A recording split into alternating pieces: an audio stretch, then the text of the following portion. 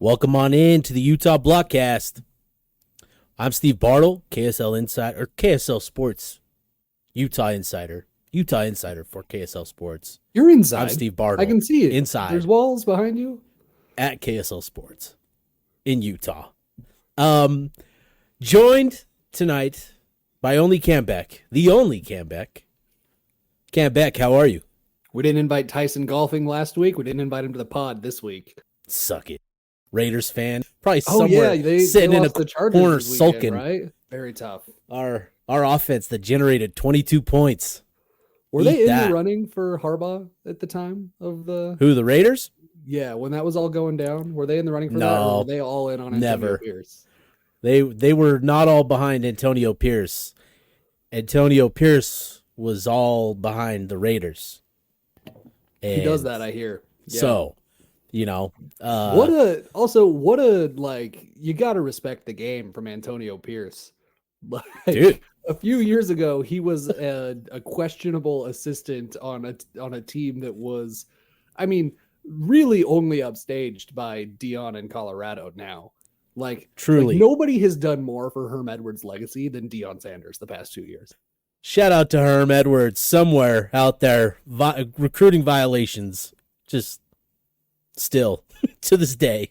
If Herm Edwards is unaware listening to this, he is lost. Put down your kid's iPad, Herm. Do you think Herm knows how to work an iPad? I don't think he does. No way.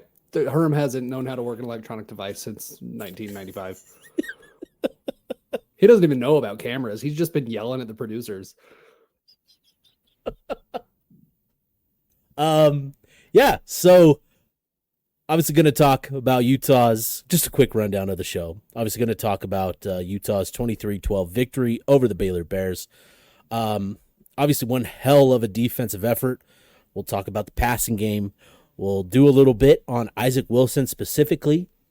And then we'll look ahead to Utah State, potentially even debate who should be the quarterback on Saturday for Utah. And then, after we talk about the Utah victory, we'll take a step back and we'll look at the Big 12 and college football as a whole. We'll do another stock up, stock down, buy or sell type segment. And looking forward to that. So appreciate all the listeners, appreciate the blockheads. And again, want to thank everybody for welcoming Keanu Tanavasa to the Blockcast. That was a lot of fun to get that going with him last week. He is fine. He is okay. I know he didn't play Saturday, but he'll be okay. He'll be fine. So I hate to put this out there, but Blockcast curse. We're missing Keanu. We're missing no. Oh, no. On? Don't say that. Do I need to be looking over my shoulder? No, Blockcast curse. I figured we're 1 for 1 right now with our You're right. It's track record. Dalton Kincaid. Obviously, just a block curse. Yeah. What's the antithesis? What's the opposite of a curse? The blessing. The blessing. Yes. The Blockcast blessing. Yes. Ooh. The blessed cast. The blessed cast. Welcome on into the Utah Blessed Cast. The Blessed Cast. That's when we record on Sundays. That's the Blessed Cast. Oh, man. Love it. All right, Cam, let's rewind it back to Saturday. Utah gets the 23-12 victory. Completely different vibes and feelings around this game in different halves, right? So Utah opens up first quarter with a bang. They scored 2 touchdowns in the first 7 minutes. I was thinking, man, they're going to cruise into victory on this one. I was tempted to put, are we on Isaac watch midway through the second quarter? Boy, were we. The block curse. Boy. The block curse from the press box. I should have grabbed that thought and punted it into the abyss. My goodness. And boy, we got Isaac, but not for the reasons I was thinking. And obviously, game changed when Cam Rising suffers the injury, which was obviously a penalty. You rewatch that, it's just unreal that did not draw a flag, and unreal that it can't be reviewed. Like, if you're reviewing the play for, I hate that. Oh man, I hate that when something is so obvious. Review it, throw the flag, because that was egregious. Literally, there's the white paint on the sideline. Then there's another stripe segment for the team and where they need to be, where coaches or players need to be, which is of equal length to that white paint. And it was after the white paint and the stripe paint that Trevin Maia shoved Cam Rising into the water coolers. Just completely egregious. Like, yeah, the contact started inbounds, but you literally at some traveled. point the forcible contact needs to stop, and especially on quarterback, right? Like I hate to be like NFL rules on people now, but it's just like now that we talked at length last week, and it's no secret about what college football is becoming and how monetized everything is, and it's just like at a certain point you need to protect the most valuable people on the field, and that's who Cam is.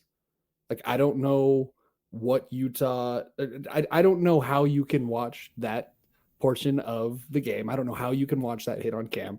And again, to your point, in slow motion replay, at a certain point, it's just like, refs, you know what? Make an executive decision. Go take a step outside. We watched over a decade of Pac-12 refs just making shit up. Like, what? Just go ahead and just go ahead and throw it. Just throw it. Like, you know, we forgot to throw this on the field. We're adding this. Did I not throw a flag? We're pretty sure we threw. I'm pretty sure there's no way we could have missed this call. Like, obviously a penalty. Yeah. So bad. I think it's to my earlier point, like, you've got to protect the players, especially the quarterbacks. Like, let's be frank. Like, we know who pays the bills around here, and it's the offensive players and it's the quarterbacks. And like, I mean, that's like, that should be a penalty for any position. You're literally 5 yards into the sideline and then shoved into water coolers. That should be a penalty for anyone, especially the quarterback position. Like, it just an egregious error to not have a penalty on that play. Anyways, besides the penalty, obviously he suffers the injury. Fortunately, sounds like it's not super serious, but obviously serious enough that, you know, Coach Whittingham can't disclose specifics about the injury, because we don't talk about injuries unless they're season ending, because that's the policy. Maybe here and there we talk about them, but not when they're season ending. We don't talk about injuries, but we talk about talking about injuries, you know? Like, but if you ask me, there's an elephant in the room. I will acknowledge the elephant in the room, but I will otherwise not discuss the elephant in the room. It's very frustrating. It's very especially after going through a year of this last year. Like, no indications it's going to be as bad as last year, but it just right. I can't believe we're doing this again, Whittingham. Totally with you. Like, listen, Kyle, and I know you're this is how you do things. This is it. Like, you're in season mode. This is how in season mode is when it comes to injuries. I get it. But listen, man, throw the fan base a friggin' bone here. I don't even care if he lies at this point. Just give me something other than what he's giving us, which is nothing. Like, tell me it's 5 weeks when it's 1. Like, be like, I don't know. We're hoping to have him by UCLA. As long as he's ready for UCLA, we'll be good. It's frustrating that we're here again, but again, doesn't seem like it's that serious. So yeah, probably just a mere, anyway, medical red shirt for Cam. See him next year. Anyways, so obviously Cam exits the game, returned with his fingers taped together, and Isaac Wilson comes in. The game completely changes, right? It turns into a defensive showdown for Utah. Defense did great, performed really well throughout this game. I mean, you look at those first quarter numbers, unbelievable start to this game. But even regardless of that, I feel like the second half was a much more impressive effort from the defense, because it was on them. The onus was on them to get Utah to the finish line with the dub in hand. There's a lot of pressure. There's a lot of you're now the guy. You're now the group that's primarily responsible for the win. And I don't think like that was the case coming into this game. I think Utah was going to, be a little bit more aggressive on the offense side of the ball with Cam. I think that was kind of a point of focus. And I feel like this defense deserves a lot of credit for having to flip that switch from, knowing that they had an offense, knowing that they were going to have an offense that was going to put points on the board, to then suddenly like, okay, we've got to play this game with an understanding that we might not get another point on the board from the offense in this game. It's on us. And I think the defense. I don't think there was any doubt in my mind from just past trauma and just like watching Cam go out of the game, 23-0 at the time. And the first thing that came to my mind was 23 points is going to have to be enough. Like we're just going to have to do this the old fashioned way, which is ugly and everyone's going to hate it. No one's going to have a good time. Whittingham included. He was visibly not happy in the post game presser. I thought like he was really sarcastic. He was pretty displeased with the offense as a whole. Like he's usually, even in a loss, Whittingham is usually a pretty stoic guy. Like he'll tell you what he thinks, and he but he pulls some punches sometimes. Like, and especially with, he's very good with the media. Like he is very, very good with reporters, and he never really gets heated. And you could sense his tone and his, like, he was even getting a little sarcastic with there was one question in the post game or something where somebody asked like, is Isaac the starter in the next game if Cam can't go? And he said something like, unless you think it should be somebody else, like back to the reporter. And I was just like, man, that is just so uncharacteristic of him. He is pissed. And like, thank goodness for that defensive performance, or we might have got an all-timer from Witt in that post game. Well, and I think the disappointment comes from, I mean, you could feel kind of the offense taking the foot off the gas, right? And it's been kind of the common theme, and who we've talked to since the game ended. We talked to Coach Harding. We talked to, Kai Bernard. We talked to Brant Keithy and Isaac Wilson. All of them talked about, regardless of who's in or out of the game, we've got to maintain a certain level of play, and that dropped, and you could feel it, and you can see it in the numbers, right? They were operating at above 50% success rate in that first quarter. I mean, every other play was working. It was a success.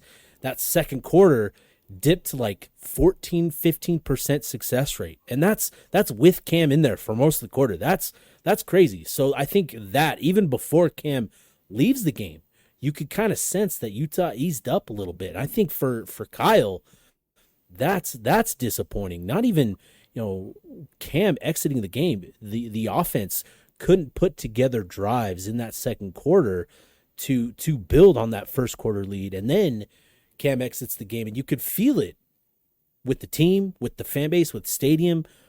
Just kind of the air left the room, and it was just deflating. And I think that is what Kyle was most upset about, that like, hey, you can't, I think he said, what did he say? Like, the world doesn't stop turning if Cam is out. Or I think it was something like, the world can't end, or world can't stop when Cam leaves the game.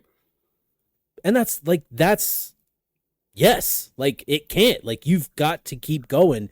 And I think that was something that coaches picked up on in that second half. And you saw the difference in that fourth quarter when they put together that 7-minute drive, 7-minute possession, particularly with the guys up front, just the way that they were blocking that possession. I think the message got to them that, hey, we needed to step back on the gas and get this thing going again.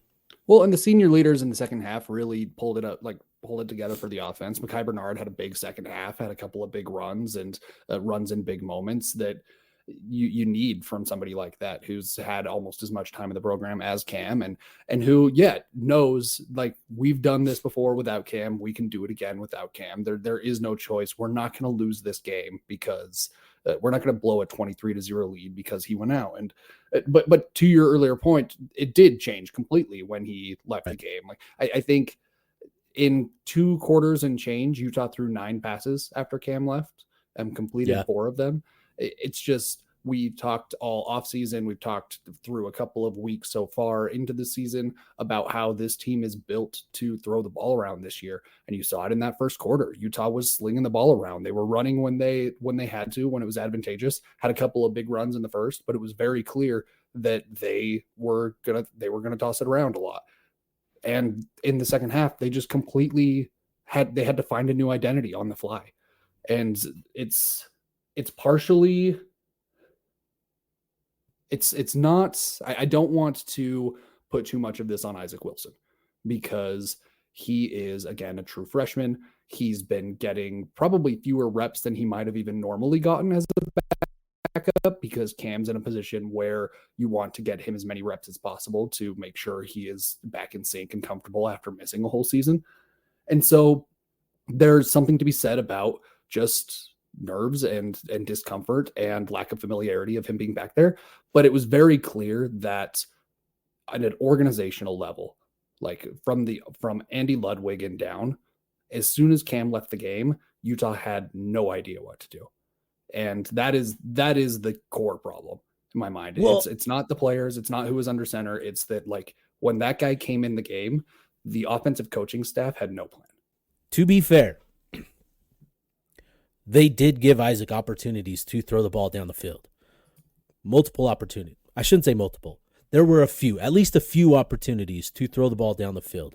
And it just, Isaac either didn't see them, didn't ID them properly, or just made a bad decision or made a bad throw. So 3 things that impacted the pass game production in this game for Isaac specifically, but there were very clear opportunities to get the ball to a Money Parks on a couple of occasions deep down the field that just Isaac didn't ID properly. And so, there were opportunities to make throws, to make plays for Isaac in this game. It's not that they completely hamstrung him and tied this game to the run game. They gave him opportunities. It's just Isaac, maybe he wasn't fully prepared for the moment. Maybe he didn't anticipate being in the game. And to his credit, in that post-game presser, he owned that. And he said, I have to be ready. I have to be prepared for those moments. I have to prepare like I'm going to start. And I think, you hope that this was just kind of a wake-up call, a good learning experience for him that, hey, you can't just go through the motions. Like, this is real. When we say I've got to prepare like I'm sorry, I've got to mean it. And I hope that is something that Isaac takes away from this. So, hey, I genuinely have to prepare because I am just one play away. Well, it's so easy as a true freshman too to come in and not really understand. Like he understands that Cam didn't play last year, but he doesn't understand that on any play. Like, and he might understand the core, the rationale of like on any play you could have to go in. But then when that happens and you don't feel prepared, because it's one thing to be prepared, but it's a whole other thing to feel prepared. And like having the confidence when you get on the field of knowing like, no, I am the guy now, and this team is going to rely on me and they can rely on me. That's totally different. And like to your point, he said in the press conference a couple of times, I have to be ready. Like without psychoanalyzing what he's saying, like he clearly seems to think that there was something that he was not prepared for. And whether something was missing. He wasn't fully prepared. Yep. Didn't prepare, or he just didn't feel prepared, or he got out there in the game speed and realized like, hey man, this is a lot faster than it was in high school. And these guys are a lot better than SUU was. Because they are. Like Baylor is not a bad football team. Like it was easy to poke fun and to like Utah's much better than them, but SB Plus had them ranked like 39 before the game. Yeah. Like that's a top 40 football team is a good team. They can beat people. And like Utah still beat them by 2 scores with no help from their special teams, by the way. Like that game should have been 29-12. Holy cow. Minimum. Yeah. And so like it 30-12. You missed a PAT too. Oh, right. And the PAT. Yeah. That game was about as bad as it could go, and Utah still won by 2 scores. I think that is the silver lining coming out of this. And that's like, not that that's as bad as Isaac could have done, but he left a lot on the table as far as sorry. Go ahead. Sorry. Go ahead. No, he just left a lot on the table as far as what the offense is capable of with him under center. And what was refreshing was that, he said as much today was, hey, I missed some opportunities to get the ball down the field. So he's in there studying film, trying to figure out where he can improve. So he's owning it. And I think that's a good thing. And he is a true freshman, and he is learning so much right now. When is the last time you saw a true freshman play this much for Utah at this position? Like right. point to the season. Like you haven't. You just haven't. It's Right. not a thing Utah's done with players this age, or that they've had to do with players this age. Like as Right. new as this is for us fans, as new as it is for Isaac Wilson, it's relatively new for Kyle and Andy Ludwig. And like that's not an excuse. It shouldn't be. They need to be prepared for that. But like they also need to in the post game. Isaac said, I need to be able to trust my teammates. My teammates need to be able to trust me. The same thing goes for the coaching staff. Like Yeah. they need to be able to trust Isaac Wilson. And if they're not prepared to do that, they're not doing their jobs. And like I Yeah. think that was the go for it. I think, a big part of this too is the prep that goes into each week, right? Like Utah's obviously going to sink the majority, 80-90% of reps. I know Kyle said 80 to 70% in QB1 compared to 20 to 30% of first team reps for QB2. But it's probably more 80-90 than 70-80 if we're being honest. You're going to sink as many reps into QB1 as you possibly can, and there's just a huge difference. So Isaac has to come in. Not only does he have to feel prepared, but he's coming into a unit and guys that he's getting minimal practice repetitions with, and that's something that he's going to have to overcome, because that's not going to change. You're not going to divvy up the practice reps any fewer than what you're doing with Cam in there. And so for Isaac, we have to be patient with him. This is such a process. Not only is he learning a new playbook, he is adapting to a college level, which is far more advanced in terms of the defenses he's seeing, the coverages he's seeing. There is so much more to take in at this level than at the high school level than I think people really understand. Cam, cover two. You face cover two. You played in the secondary. Where are you typically attacking cover two as a quarterback? Up the seam. I mean, up the seam, yeah, deep middle, and maybe on the edges between my safety and my corner. Okay. What about cover two buzz? Oh, lost me already. What about cover two read? Couldn't tell you.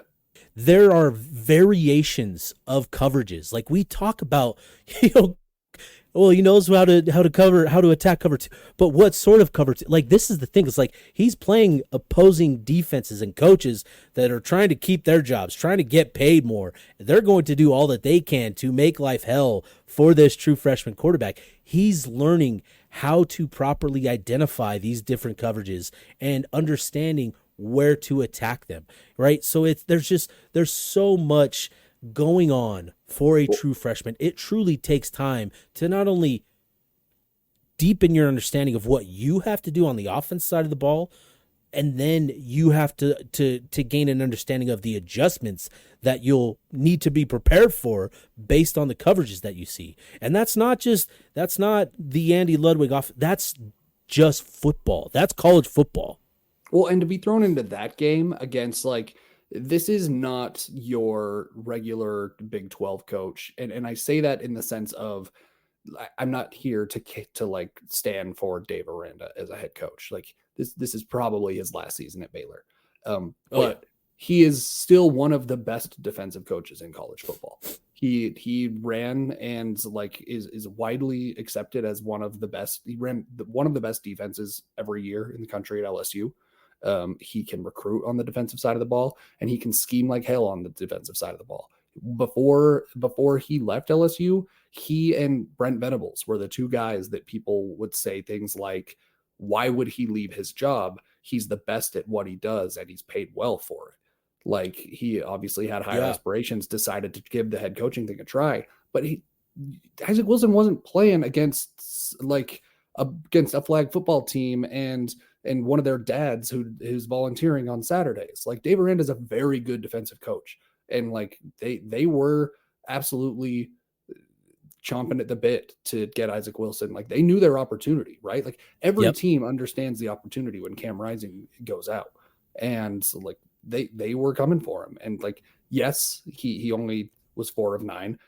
He probably should have gotten more opportunities just because the Utah coaching staff probably should have been more prepared for him to come in and then had a plan for when that happened. but he was playing against a very good defensive scheme in his second college football game ever. Yeah. I think he deserves a little bit of grace as he figures out how to do this college football thing. For sure. Yeah. So, I get it. Like we are all wanting to see more from the passing game. Like I get it. I want to see more. We need to see more. 122 yards against Baylor is not going to get it done if that's the sort of production.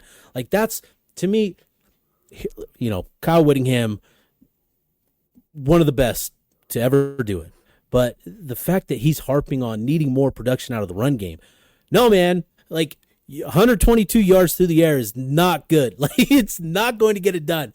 Even when Cam was in, right? Even when Cam was in. The big pass plays were a touch pass to Money and then a 2-yard pass to Mekhi Bernard. Like the only big pass play is the one they missed on to Dorian Singer, who got behind his guy and Cam overthrew him by 2 feet. And like that's all good. Like close, the old saying goes, close only counts in horseshoes and hand grenades. Like right. Those throws were close, but they weren't completed. They didn't count for yards. They didn't, like, it's at the end of the day, it's just like at the end of the day, Dorian Singer had 2 catches. I can't remember exactly. No one on the team had more than 2.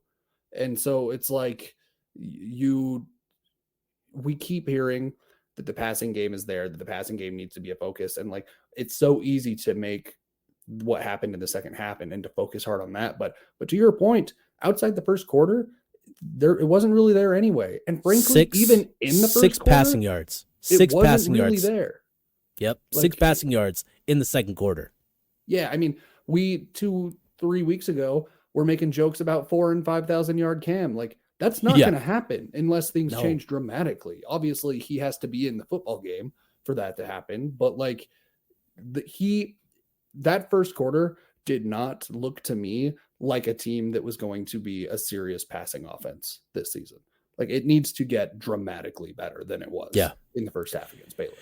And like, I get it. You're confident in Cam, and we all are. We're all confident in Cam. Like obviously the offense operates at a different level because he's averaging a touchdown throw every 2.6 attempts. Like that's pretty cool to have that under your stat line. Like, all right, you're doing something right if you're scoring 7 touchdowns on 18 completions. Like you're doing something right. But still, you need more than 122 yards.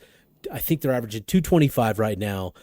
Obviously, with the majority of that coming against an FCS opponent, you need more of that if you're going to be anything close to the team that many believe you to be. And that's a Big 12 title contender. That's a playoff contender. You're going to need more out of the passing game. And Kyle Whittingham knows that. He said as much in the press conference that, hey, look, 3,000 yards, 2,500 yards on the ground, that's ideal balance for us. That's the sort of the offense that we want, that we need. We're going to need a couple weeks where we need 300 yards. Most weeks we need 225, 250, and that's fair. I get that. But 122, you don't need that. You let's eliminate those from the season, from just our experience. Let's eliminate those sort of games from our experience, please. Yeah, I mean, stop me if you've heard this before, but the only unit on that team on Saturday that looked like they could be in the playoff is the defense. Yes, and the defense looks like it could be there, but like the offense, dude, even with Cam, I really can't stress enough. Like it looked good with Cam, it did. Like it didn't look bad. They would, with more time, maybe they find another groove and maybe they blow the doors off. It's hard to say, but like we just haven't seen that sustained action, and it's been one game against a non-FCS team, and so I also am trying to, be fair to Cam and the coaching staff and the rest of the offense too. But I'm worried that perhaps I was a bit overhyped for this offense after actually seeing it. And to get back to the defense, because just again, an incredible performance. The thing that I love when rewatching this game and just the defense in general is like this group in particular in this game. You watch them in the first half, you watch them in the second half. It's a race amongst the guys to make the tackle, to get to the ball carrier.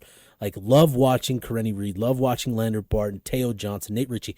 They are all racing to the ball carrier to make the play. And I think that sort of urgency, that sort of energy and effort, like you see that across the board on the defense side of the ball. Everybody's rallying to the ball, after whatever backside pursuit, everybody's pursuing the ball, and that's fantastic to see. And I think we need to see that same sort of effort, that same sort of energy and relentlessness on the offense side of the ball. And I think that, again, getting back to what Kyle, kind of just what led to his mood and his comments in the post-game presser, I think that is what he is also wanting to see from the offense, regardless of Cam not being in there. We need that sort of effort and energy from everybody on the offense side of the ball. And I think, the offensive line, I love what I am seeing from the offensive line, love what I'm seeing from them in terms of the push that they're getting, some of the things that they're doing in the running game.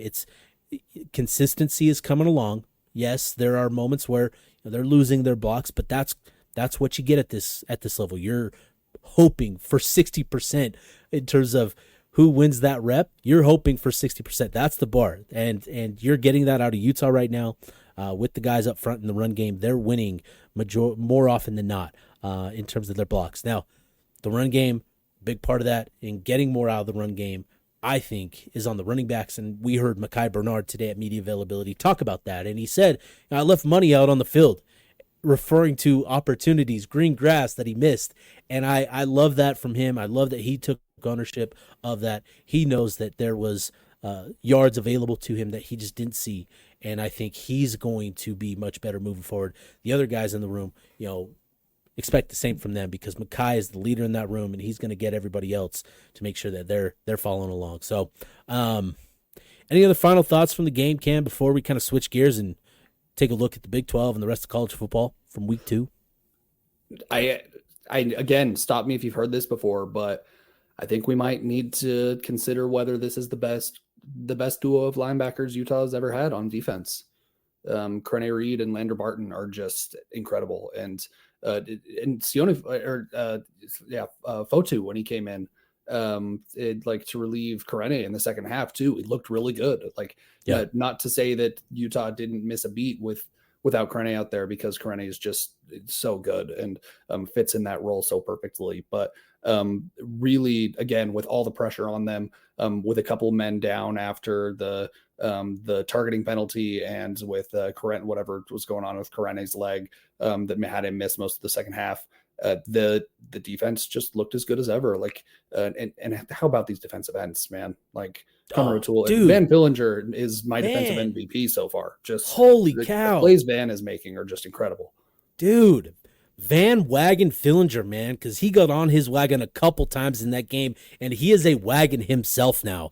Get on board, field people. Goal too, right? He was all over the place, everywhere.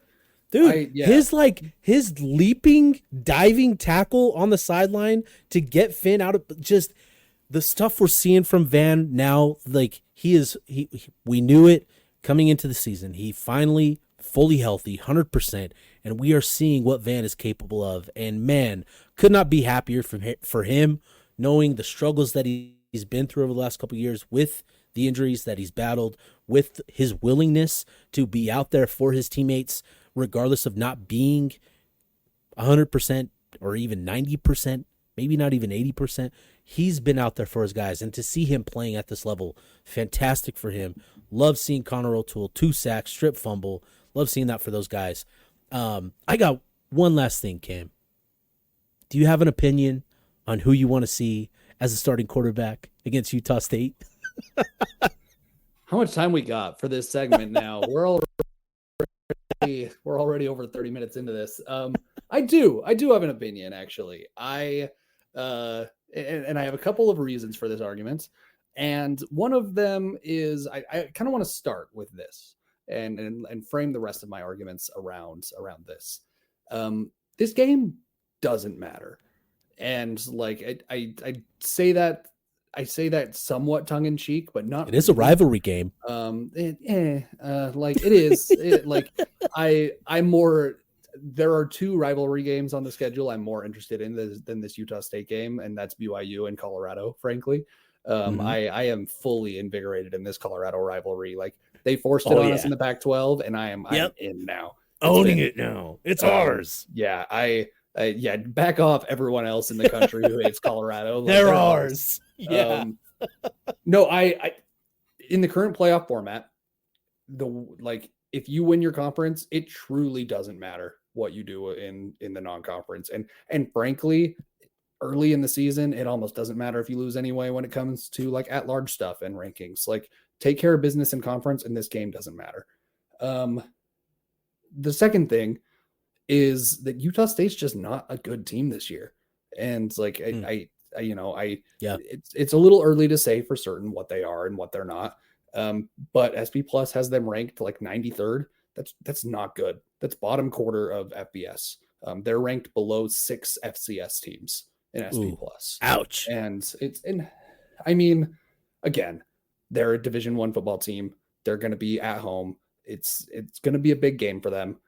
Maybe they win. They could win this game. That's nothing is impossible. Notre Dame just lost to Northern Illinois. Like these things happen. Like I can't think of another school that's lost at home to Northern Illinois. By the way, can you? No. Yeah. Actually, maybe another religious school I'm forgetting. Yeah. Anyway, the crazier things have happened. But the reason I say all of that is I think Isaac Wilson should start. I think the stakes are relatively low in this game. It's a good opportunity for him to get out against a team whose defense he can probably build some confidence against. But more importantly, long term, like if I'm being realistic about what Utah needs to succeed this season, like they might need a few games of him in Big 12 play with Isaac Wilson. Like I think at a certain point we need to accept that this Cam thing is going to be a disaster if he can't play, but we have to be prepared. I hope people don't clip that. No, you don't think they'll clip that?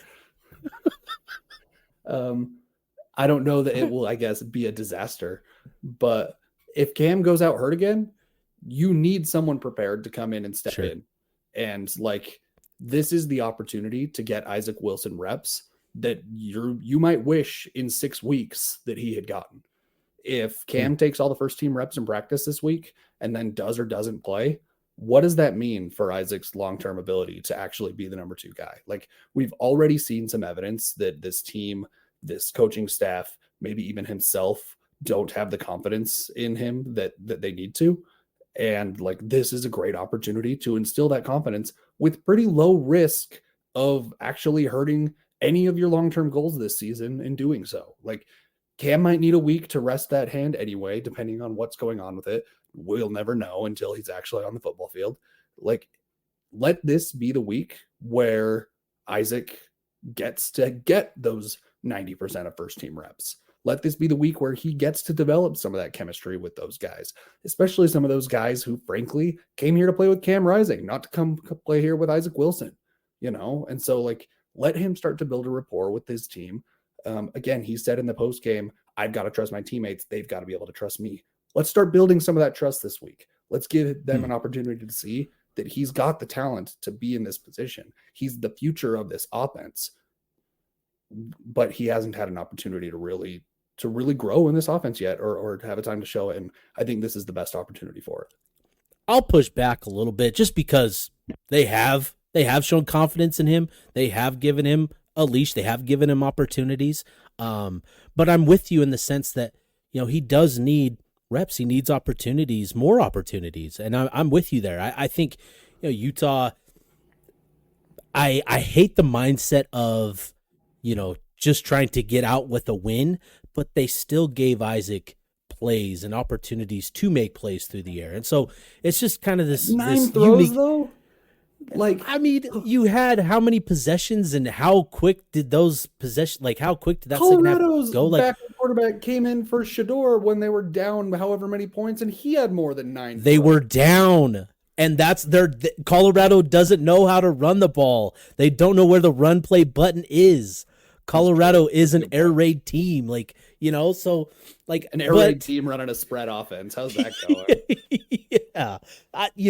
It's so like, it's this Isaac thing. There's so many layers to it, and I get it. There's so many things, but I just think there is confidence in Isaac and what he can be. The talent is apparent. Like you see the ball come off his hands, man.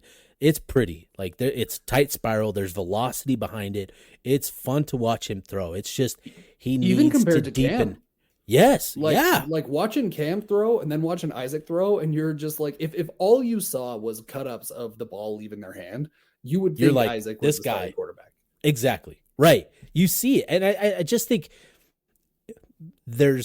we've got to be patient with Isaac, because there is, like I said earlier in the show, like there is a lot that he's taking in. He's not only drinking through the fire hose of the offensive playbook, he's drinking through the defensive fire hose as well. And he's learning a lot. So, I do think that he'll be better, assuming that, if he is the guy, that he gets the bulk of the reps, which Kyle said that he would in the presser today on Monday, that he feels that he would be more advanced. And I completely buy that, right? You get 80% of the work in practice for a week. I feel you're going to have a better understanding of how to play, where to make throws, and you're going to have that chemistry. So I do feel like there is a belief in Isaac, but if Cam is even 55% healthy, he needs to be out there. We need to get the callus on that finger developing in time for Oklahoma State. He needs to be out there against Utah State. You can throw footballs on the sideline at practice. I got no problem with that. No, he needs to be out there in Logan. He needs to be on the field, because like we were saying earlier, even that second quarter against Baylor, like he's only played 2 halves of football in 2 games. Like that's it. And he's got.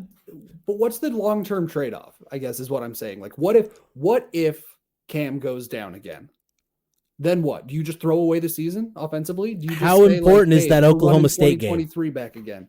How important is that Oklahoma State game? Pretty important, in my opinion. It is. We can get to this too in kind of our next, one of our upcoming segments. Yeah. But like, one, I don't know how important it really is, because most people that I have seen have Utah winning the Big 12 despite losing to Oklahoma State that week. So yeah, it's important, but maybe maybe it's kind of a planned loss anyway in some sense. Not that those are a thing for college football coaches, but if Cam goes down in week 8, you're just going to see the Isaac you saw in week 2 if he doesn't get a chance to get some reps. No, because then he'll get 80% of the reps in week 9. You won't see the same Isaac. Sure, I guess he'll have the same amount of game experience. I don't want another. But I need Cam. I just want to see more.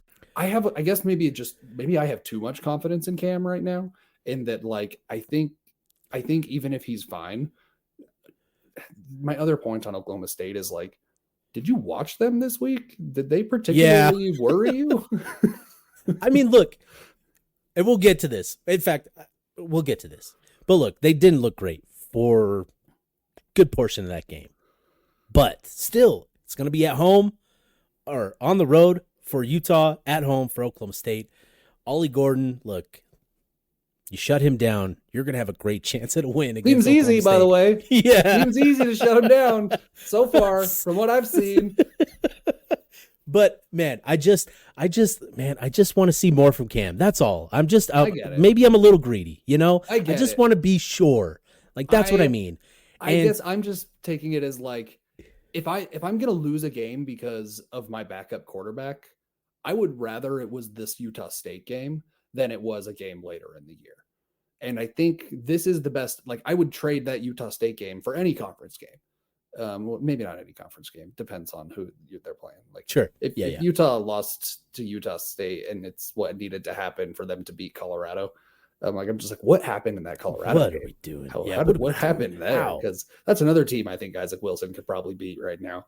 Anyway, we don't need to. We can get into that too. We don't need to get into rivalry talk.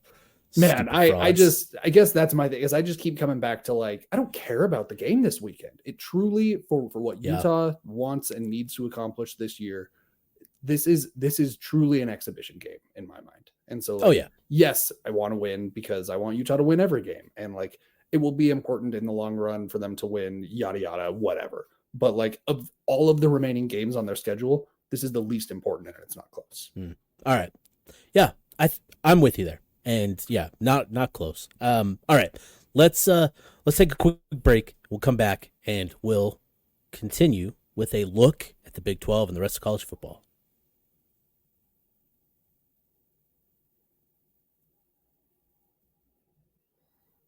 All right, welcome back.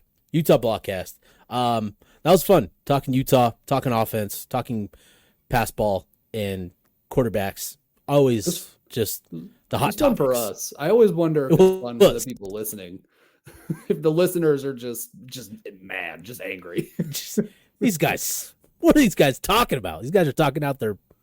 Never mind. All right. So week 2 of college football, there were some pretty notable Big 12 games in this one, or in this past weekend.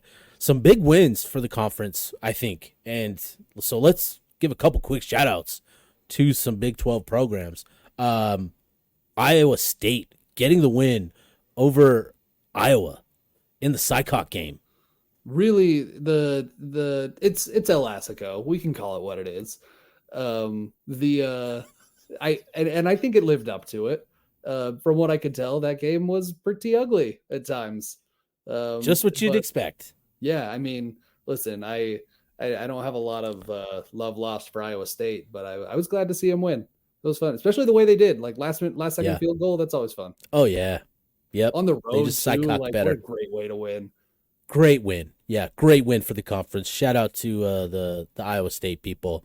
You're one win closer to 9 wins. That's awesome. I'm curious what the other big wins from the conference this weekend were in your eyes, because Oklahoma State getting Arkansas. That's a big one. I don't know if that was a big one. I don't know. Maybe on paper. Maybe SEC, bro.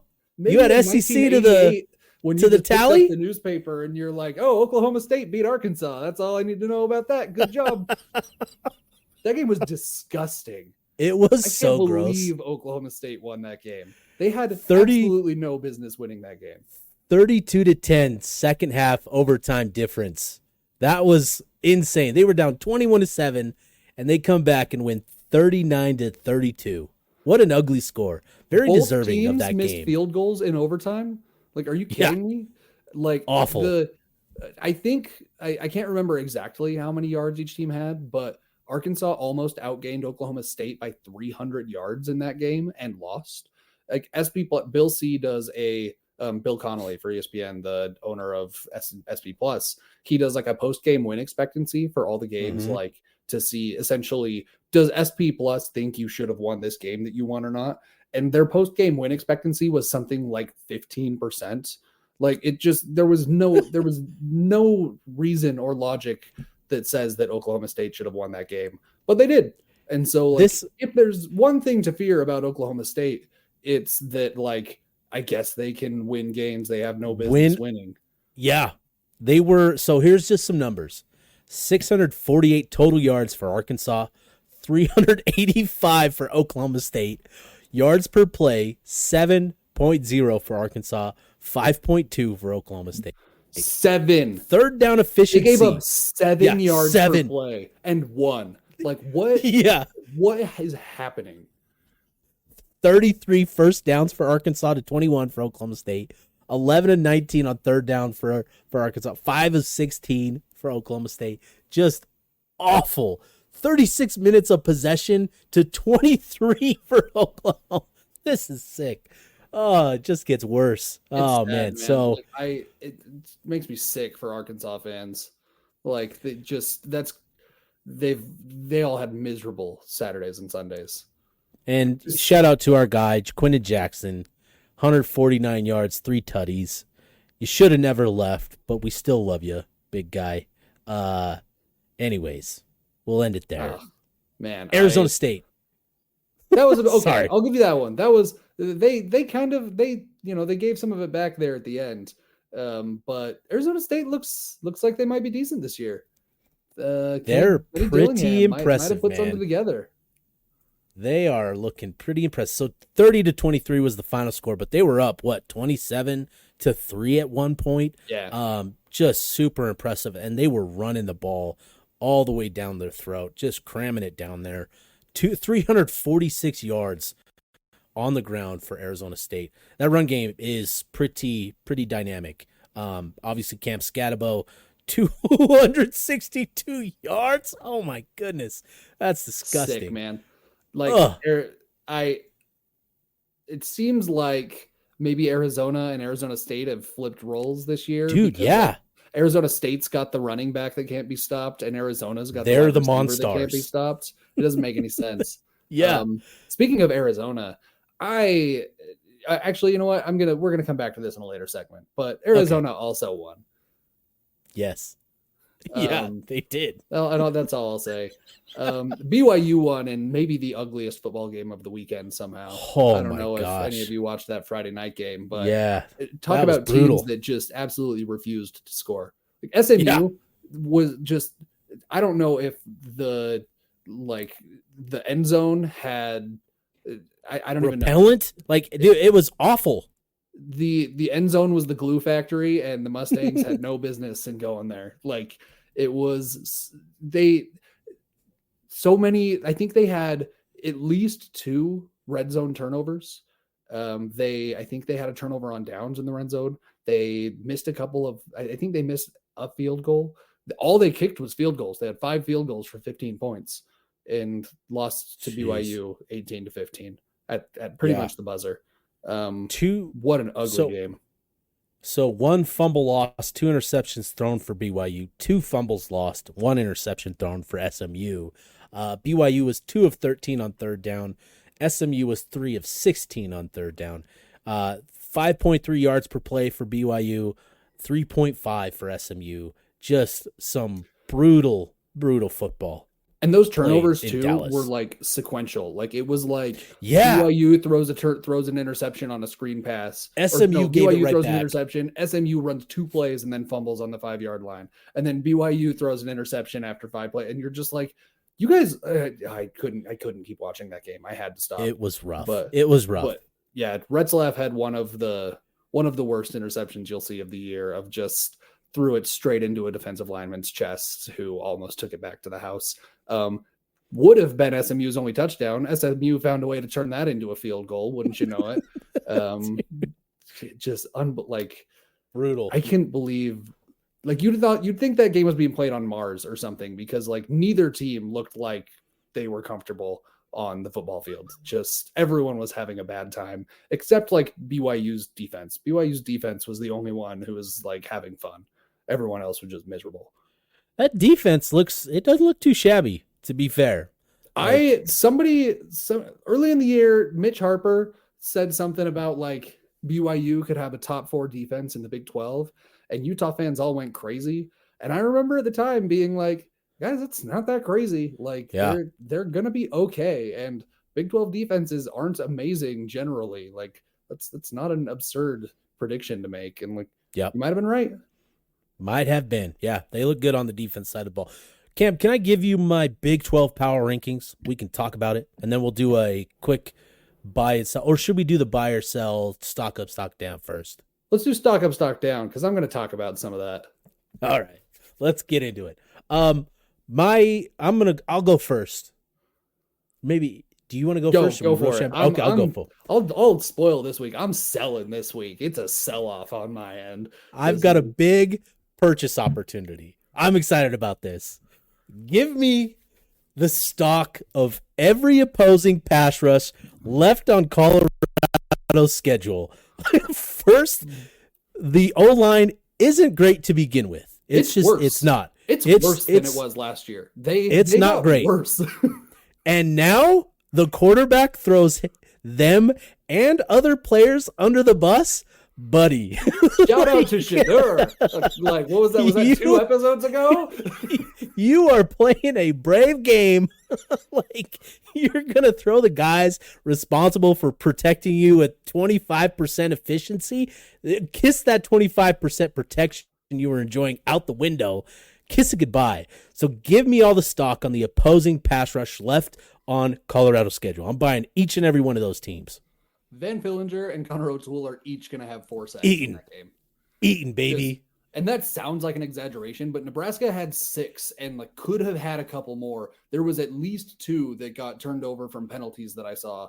Like it, and like Shooter does have some escapability. He got out of a few, but like it, and not to mention Colorado just refuses to run the ball. They ran something like 4 running plays or something against Nebraska. It was awful, crazy. And maybe that was in the second half or something like that. But like, it was like 4 designed run plays in the second half. And like Dion's just like, yeah, like teams have figured out that Colorado can't run the ball. And it's just like, we're all trying to find who did this. Like, who's the guy responsible for this? Who's the guy putting the ball in his son's hand every play? Let's find that guy. How about Shador's 6 in that game too? That was intercepted on the 5-yard line and just walked in. Bad. So bad. Yep. All right, Cam, what you got? I am selling Arizona. I do not think that ranking is going to hold up for long. I think that they are, I don't want to say paper tigers because I don't know that they're tigers. I guess they're paper wildcats. But like, I think that offense looks fun. It looks like an offense I'd love to cheer for. It looks like an offense I'd love Utah to have right now, if I'm being completely honest. But everything about that team is not great. Everything else, like Noah Fafita can play football, and I'm suddenly blanking on the name of their great receiver. But Teteroa McMillan, T-Mac. Yeah, McMillan. Between Noah Fafita and T-Mac, as you so eloquently put it, I'm selling the rest of that team. Oh boy, do they miss Jed Fish. Crazy. Who says that? I miss Jed Fish. Not many people in the world say that. You know what? Like he did well, and he did even better for himself. He turned that into the Washington job in what, 2 years? 2 years. Pretty impressive. Man. Pretty impressive. Yeah. You know what? I'm buying Jed Fish is what I am. I'm still, it's pretty high right now, and I'm still buying. Love it. I've got one sell opportunity. Notre Dame's playoff chances. Look, man, not many teams lose to Northern Illinois at home. Well, some do. Some can relate. I can say this with complete confidence. Nobody who's ever lost to Northern Illinois has made the playoff. I don't need to research it. I don't need it. It's just, that's never happened. Never happened. And so, yeah, I'm selling all of the Notre Dame stock. Their playoff chances out the window. Like the rest of the schedule, it's tough. There's a couple more losses on that schedule. So I'm selling Notre Dame. You know what? To that point, though, those losses on that schedule, if they win those games, oh boy, they are going to make the playoff. I don't know what to tell you. Like if Notre Dame goes 11-1 with a loss to Northern Illinois, they are absolutely. If they go 11-1, sure. I don't think they are. But like if they go 11-1, they're going to have 3 top 15 wins. Like that's inarguably a good football team who just had one weird game. And if fans and butts, man. If fans and butts. Great. It's not great in South Bend right now. I've got one more sell, and that is Gatorade. I am selling Gatorade after this week for reasons that may or may not have caused lacerations to somebody's hand. But that's it. That took a second. I need Gatorade further from my football field is what I need. Damn you, Gatorade. Yeah. What are we doing with these water coolers? How are they creating this sort of damage to a player? Like, what are we doing? Yeah, it was the first thing that when they cut to like the bad product design. I can't remember who the commentator was, some former coach, but it was Chris Peterson. As soon as they like went to halftime and they showed the replay, and Chris Peterson he's just like, what are they doing so close to the field? Like you can see he was like visibly upset. He's just like, what are we doing here? Like, what do you think is going to happen? Yeah. And I just appreciate a guy who can do it. A guy who did it so well for so long being like, are you guys stupid? It's just so funny. Yep. Anyway, yeah, selling Gatorade. There's a Powerade house now. Safety concerns with Gatorade. Big sell. All right, that was fun. Big 12 rankings. I'll just give them to you. I'll Hit me. start with the first six. I've got Utah 1 still, Oklahoma State 2, Kansas State 3. Tough We didn't even get comeback to win. Kansas State. Yeah, Like that, buddy. like listen, go like roll Green Way, like roll Green Tide or whatever it is. Yeah, But, whatever the like, frick you are. oh man, that like they another game they had no business winning and somehow No. won. Yep. So those three, I put Iowa State 4, big jump. I think I had them like 10th last week. So I have them 4. Arizona State, I have 5th. Big respect to what they've done through the first 2 weeks. Again, understand fully that this probably won't last, but man, I'm going to give Arizona State the respect that they are due for these 2 performances in the first 2 weeks. And then I've got Arizona 6th.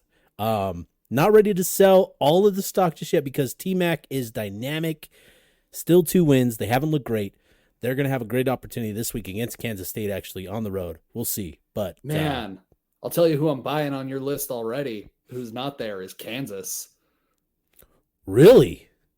Ooh, really? I think they're better in Arizona. I think they're better in Arizona State.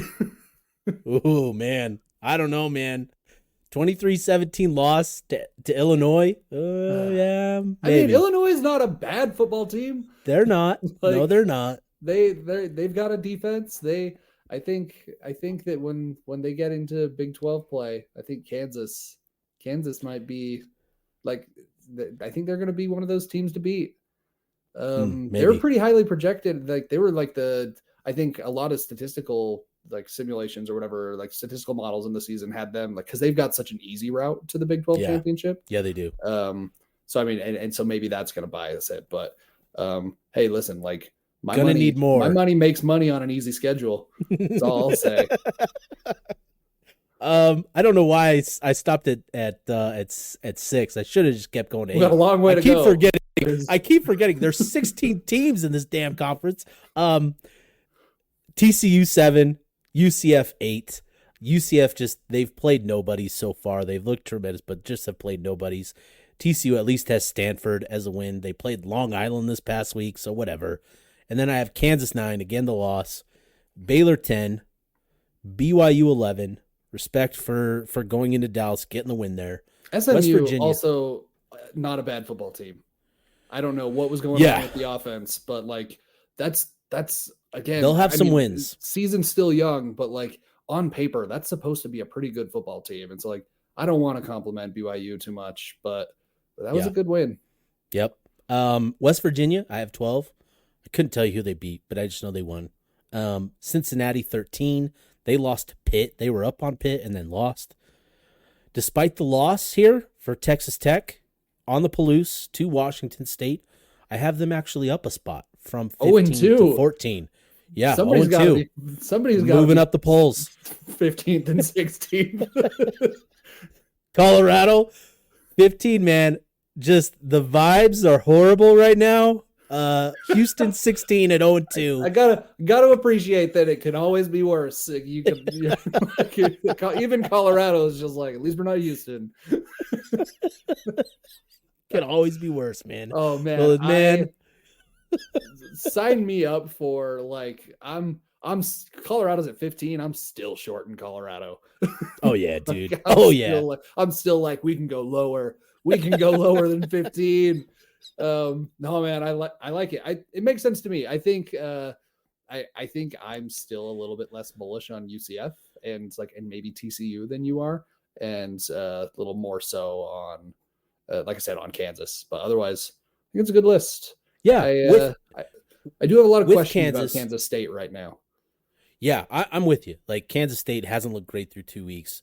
Again, struggled with Tulane. Kansas, Jalen Daniels. I want to see more from him. I think he didn't perform been a little well. Disappointing so far. Yeah, and but he's dynamic. Like the talent is there, and he's been productive. I think 2022 was his last year because he didn't play last year, but he's dynamic and he has it in him. But just through 2 games, haven't seen it from him. Devin Neal's looked pretty good. I think if Jalen Daniels picks it up, I think I've got a lot of confidence in that offense being decent if Jalen Daniels figures it out. But Again, sure. Illinois is a really good defense. Like Brett Bielema, it's the only thing he does is make defenses that you don't want to play. And so I think that allowing 23 points to that offense is potentially a red flag. I actually don't know if maybe they had a defensive or special teams touchdown. I don't know exactly how much they give up there, but yeah, man, that's a good defense. I wouldn't be surprised if when they start playing, like Big 12 games, if that gets a little bit easier. Yeah, that'll be interesting. Well, cool, man. This has been a fun episode. Any final thoughts before we wrap this one up? Put a bow on it. Call it a show. Keep those street clothes on, Cam. Not your week. Not your week. Dude, wrap that finger up. Whatever you got to do. Cortisone shot, whatever you need. I need you out there, Cam. Fingertip to elbow cast. Just to mess with all the fans. It can't be. Oh. He's out there. And he's got stabilization. I got a deep cut. I need stabilization to the elbow. Just everything. Just I hope they bring him out on a stretcher. Casted with his arm vertical to keep the blood flow out of the hand. That's what I'm saying. Just everything. Keep him. Like, you know what? Just have shots, like the production shots, back to whatever hospital room Cam is in for the game watching. It's Isaac Wilson week, freezing baby. it. Yeah, exactly. You freezing it. Just thumbs up and pointing at Isaac, giving him the thumbs up. Oh yeah, that's what I want from Cam this week. Oh man, that was a great way to end the show. Reminded me of that. Like, what an iconic college football moment. Well, shout out to Hugh Freeze and Auburn losing to Cal, by the way. Oh man, what a note to end this one on. For myself, Steve Bartle, for Cam Beck, this is the Utah Blockcast.